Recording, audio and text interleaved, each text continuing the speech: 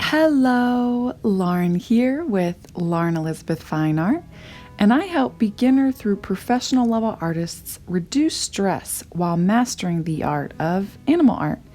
In today's tutorial, guys, I will be using a bunch of different dog commissions that I've been working on to show you how to paint a dog portrait. So I'll show you my 12-step process that helps me paint dogs of any breed, whether it's a long-haired dog or short hair, a large pup or a small. I make it doable for artists of all levels. So guys, without further ado, let's get painting.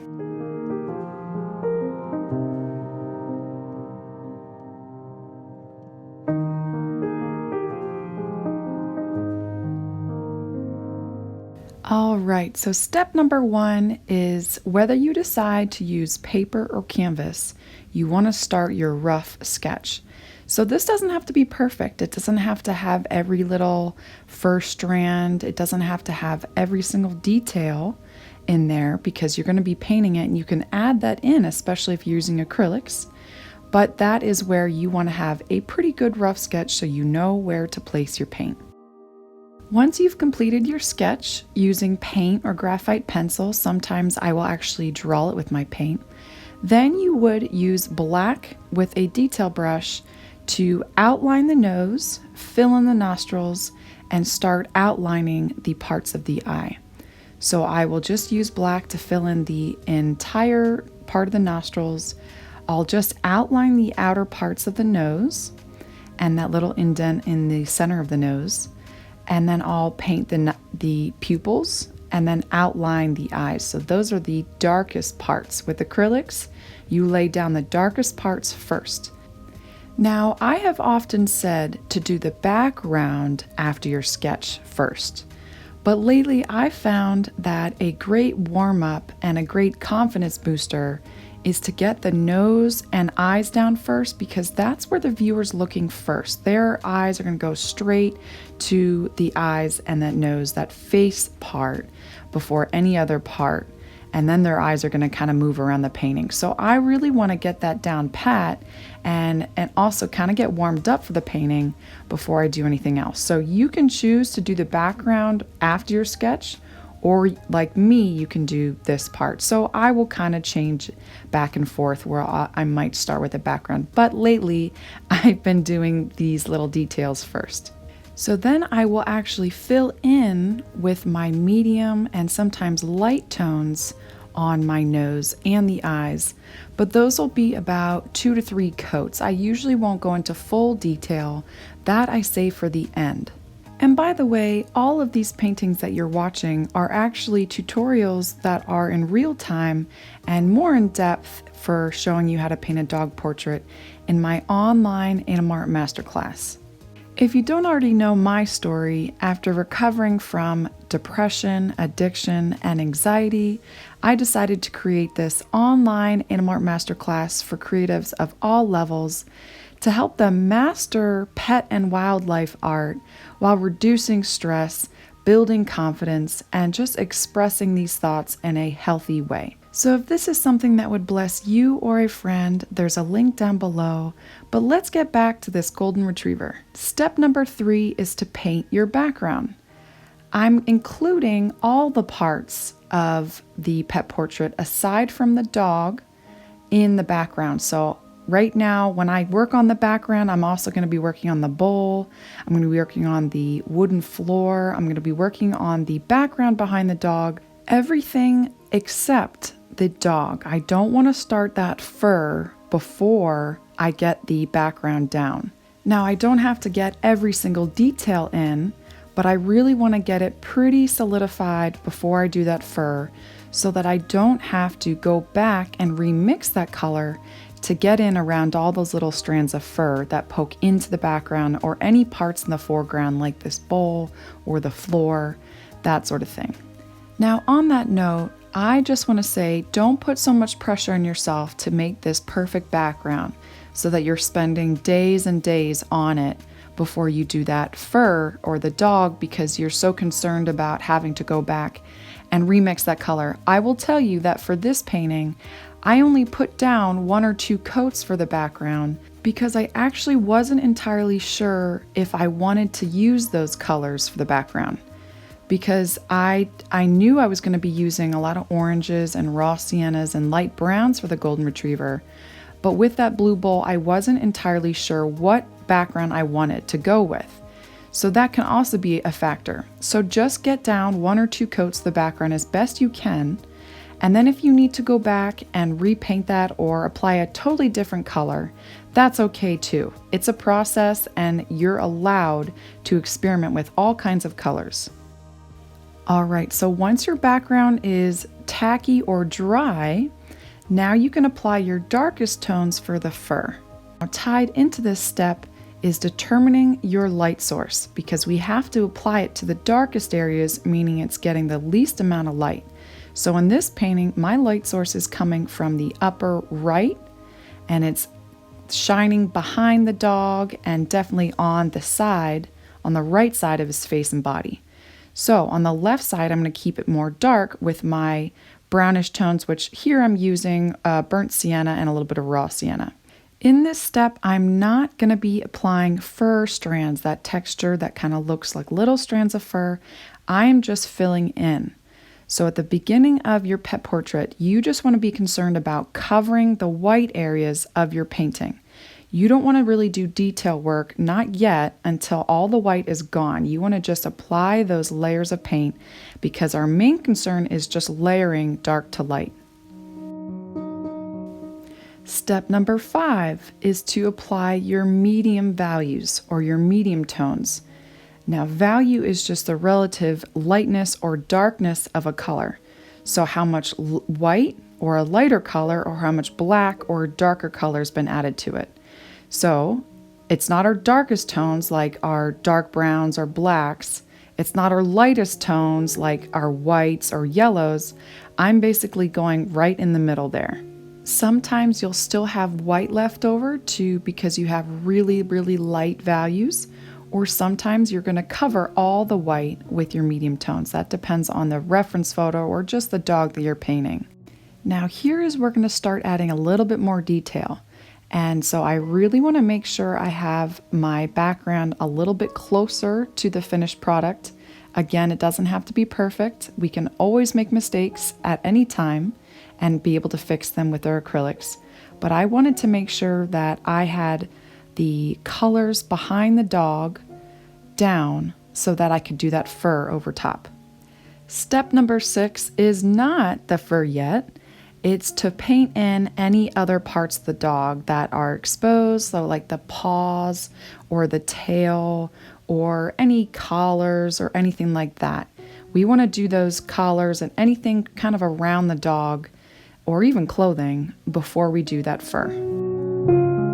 Step number 7 is to start creating that fur by moving your brush in the direction that you see the fur moving or going in the photo. So using this golden retriever as my example, the hair that sits on the left side of the face is kind of sticking up and out to the left. The hair on the right side of the face is up and to the right. So I'm going to kind of start moving my paintbrush in that direction. And I want to use a dark to medium tone for this because we want to always be building up from dark to light. I will kind of start creating that movement using either a dark tone or a medium tone, usually a medium tone. And I still am really trying to focus on covering any white areas, but also creating that texture before we go in with our light tones. And that's where it really starts to show those little strands of fur. Now I know what you're thinking, how do you create those little strands of fur? Well, it depends on the dog and it depends on the view that you see the dog in the photo. I recommend either a very thin round detail brush or a thin flat brush. To create longer fur, I recommend a large flat brush. You want it to be damp and thin with paint, and you also want it to have that really nice thin edge. To create shorter hair, I recommend a medium to small flat brush or a round detail brush like I'm using for this golden. And to create kinky or curly hair, I recommend that same brush. So a round brush that is thin, or maybe even a little bit thicker round brush to create those thicker curls. Now, if you were painting a dog that was further away, you don't have to be so detailed in this step. You can kind of get away with really any brush, the edge of your flat brush or a detail brush, and just start applying that movement of hair. But you don't have to create such detail if it's not so close up. Step number 8 is to go in with your light tones. So that might mean adding more white. It could mean adding more yellow or a lighter color to create those lighter values. And this is where we probably want to use a skinnier brush because we really want to start to show that detail. Now, this isn't the only time we apply highlights, because after this we start going backwards. We go back to dark, medium, light until we create that desired look, because there are often times that we can actually see where we need to apply medium and dark tones when we've applied our lighter tones. So it's kind of, after this, it's kind of repeating those steps until we get the desired look, because we can miss a few spots or put them in the wrong areas. Sometimes we put our dark tones in areas that should be medium. So it really helps to apply the light tones and to help us to see that. But I'm being more careful with getting those strands of fur right and in the right direction with my lighter tones. Step number 9 is repeating those steps from dark to light over and over again until we get it right. So I go basically through dark, and then I remix some medium tones, and then I remix some light tones, and then I go back to my dark. I keep doing that until I get it right. And the other thing, if you didn't already notice, I've really been focusing on the face.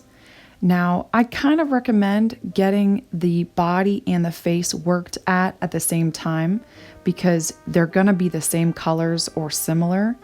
I'm pretty good at remixing colors and matching them, so I was just concerned about the face, and I knew I could work on the body later. But for a beginner or intermediate, I would recommend doing this simultaneously so that you have the identical colors. So your medium tones on the body are going to be the same as the medium tones on the face. Some tips for this step is to, as you build up and layer, you're going to be more and more careful about each strand of fur that you lay down, which means you want to keep the paint thin on your brush. You want to keep your brush damp but not dry or sopping wet, and you want to just make sure you keep reapplying paint and then washing your brush out so that you don't have this thick clumpy paint drying on your brush. When we use acrylics, it doesn't take very long for that paint to dry on our brush, so if we're trying to create these little delicate strands of fur, it becomes so much more difficult to get that when we have so much paint on our brush, or if our brush is dry. So keep using that water, and also you are definitely able to use different brushes. If you want to use a flat brush, the edge of it, or if you want to use a micro detail brush just to get those real tiny strands, that's okay. You don't have to keep using the same brush. In fact, as you build up layer, you might just keep getting smaller and smaller brushes to create that more of that detail look. Step number 10 is the final details phase. So this is the phase where we, if you remember at the beginning, I only added about 1, 2, or 3 layers to the eyes and nose. And the background could also be added details to if there's things in the foreground or parts in the background, like this bowl and the wood floor. So that's the final detail. So I'm usually going in with my darkest darks and my lightest lights. So for example, this step is where I'm going to add those real light highlights, sometimes white, sometimes using light gray to create those highlights on the eyes and nose. And on the bowl, I'll probably go in with a similar color for those highlights on the edges, especially on the rim of the bowl. And so that's where we do our main details here. Step number 11, and it should be pretty much almost the last thing we do, is the whiskers. The whiskers are kind of a challenge because they are so skinny and they go over top all the rest. So it's going to be definitely a part that you want to make sure everything is done behind it before applying, because it really is a stinky, annoying thing to have to remix all the special colors behind it and then rework the whiskers. And what I use for whiskers is my favorite brush called the Rigger brush. It is a very tiny, long brush that really moves where you move your hand, and it allows you to create that really skinny hair. And I also will use this brush to do the next step of the pet portrait process. And that leads me to the final step, step 12, which is touch-up phase. So that is just touching up any areas that maybe we lost in the process of adding our layers. So maybe we lost our nostrils or the indent in the nose. Maybe we lost just some details that we really want to put back. So that's what we're doing here, just repeating all the steps that we've just gone over. And this is a step that's very important because it really just brings it all together. This is the step where you also want to complete the sides of your canvas if you're using a canvas, or to sign your painting. So many artists, including myself, will forget to add their signature, and that is just as important as the dog portrait itself. So don't forget that. All right, guys, so just so you don't forget any of these steps, I've created a downloadable PDF file linked down below so that you can print it off and refer back to it anytime you're painting a dog portrait. But guys, if you've enjoyed this and if it's helped you, make sure you click the subscribe button. Have a wonderful day. Bye.